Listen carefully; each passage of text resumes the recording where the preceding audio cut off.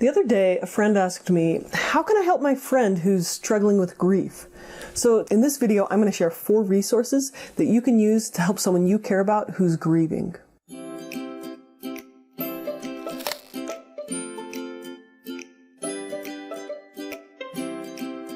So my friend tells me about her friend. So her son passed away unexpectedly from a heart attack 2 years ago at the age of 22.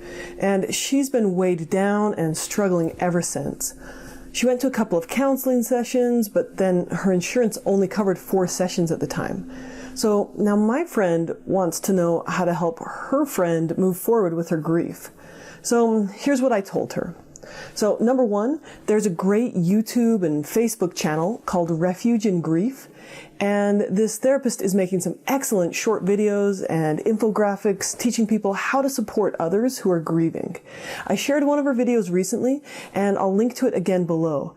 But the basic idea is, don't be afraid to talk about the subject. Many people fear bringing it up because they don't want to make the other person sad, or they don't know what to say. But the reality is, just attempting to show that you care and that you're thinking about them sends a good message. So it's okay to say things like, I don't know what to say, but I care. Or, how are you doing? Or to bring up positive memories of their loved one. So be careful to avoid trying to make them feel better, or saying anything that starts with at least, as in, at least he's in a better place. Or at least you can have other children. So I'll include some links to more information on what you might say that could be helpful. Refuge in Grief also has this 30-day course called Writing Your Grief that could help you work through your grief. It's $165, and I'm not getting anything to share this or anything. I just like to connect people to resources. Okay, on to number 2. So speaking of resources, encourage them to reach out to resources. So to this friend, I recommended a couple of local therapists who specialize in grief work. And taking the time to speak through your grief can help make those feelings concrete and help you find a way to move through these feelings.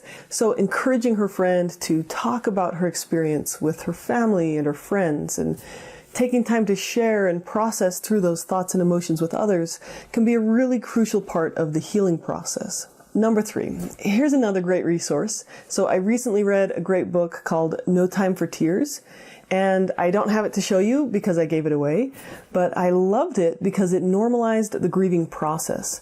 It's written by a mother whose baby died, and she discusses all the things that are a normal part of the process of grieving, like insomnia, loss of appetite, guilt, loss of pleasure, and it talks you through some of the ways that you can move forward through that grief instead of endlessly spiraling in despair. It also discusses what it looks like when grief becomes disordered and how to know when you need treatment for that. Okay, so number 4, grief and loss groups. So these groups can be immensely helpful.